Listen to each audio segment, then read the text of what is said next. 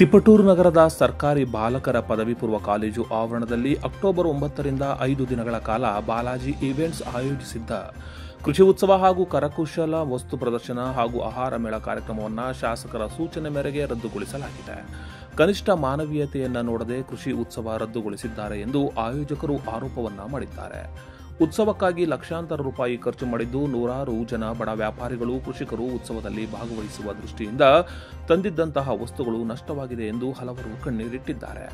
ಪತ್ರಿಕಾಗೋಷ್ಠಿಯಲ್ಲಿ ಬಾಲಾಜಿ ಈವೆಂಟ್ಸ್ ಮುಖ್ಯಸ್ಥ ನವೀನ್ ಮಾತನಾಡಿ, ತಿಪಟೂರು ನಗರದಲ್ಲಿ ಬಾಲಾಜಿ ಈವೆಂಟ್ಸ್ ಸಹಯೋಗದಲ್ಲಿ ಕೃಷಿ ಉತ್ಸವ ನಡೆಸಲು ಶಾಸಕರೊಂದಿಗೆ ಚರ್ಚೆಯನ್ನ ಮಾಡಿದ್ದು, ಶಾಸಕರ ನೇತೃತ್ವದಲ್ಲಿಯೇ ಕೃಷಿ ಉತ್ಸವ ನಡೆಸಲಾಗುತ್ತಿತ್ತು.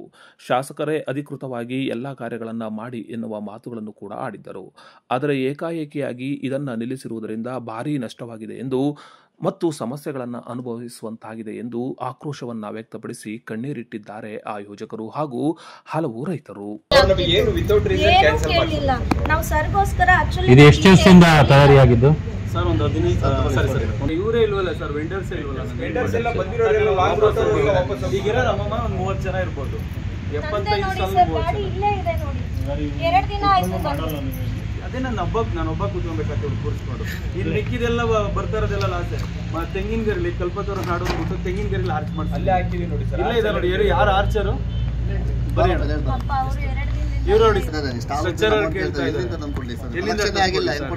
ಎಕ್ಸಿಬಿಷನ್ ಮಾಡಿಲ್ಲ, ಬಿಸ್ನೆಸ್ ಮಾಡಿಲ್ಲ ಸರ್. ಈ ಥರ ಸ್ಟಾಪ್ ಮಾಡ್ತಿದ್ದೀರಾ ಅಂತ ನನಗೆ ಫೋನ್ ಮಾಡಿದ್ದಕ್ಕೆ, ಸರ್ ಯಾಕೆ ಸ್ಟಾಪ್ ಮಾಡ್ತಿದ್ದೀರಾ ಅಂತ ಕೇಳಿದ್ದಕ್ಕೆ, ನೀನು 15,000 ರೂಪಾಯಿ ಎಲ್ಲ ದುಡ್ಡು ಇಸ್ಕೊಂತಿದ್ದೆ ಅಂತ 15-20 ಸಾವಿರ ರೂಪಾಯಿ ಅಂತ ಹೇಳಿದ್ರು.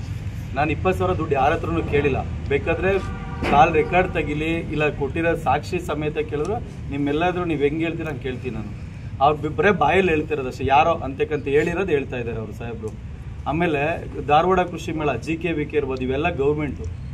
ಅವರೇ 40,000 ರೂಪಾಯಿ ಬಾಡಿಗೆ ತಗೊತಾರೆ ಸರ್. ಈ ಥರ 10x10 ಸ್ಟಾಲ್ಗೆ 40,000 ಬಾಡಿಗೆ ಇದೆ ಗೌರ್ಮೆಂಟ್ದು. ಅದರಲ್ಲಿ CM ಫೋಟೋ ಹಾಕಲ್ವ ಸರ್?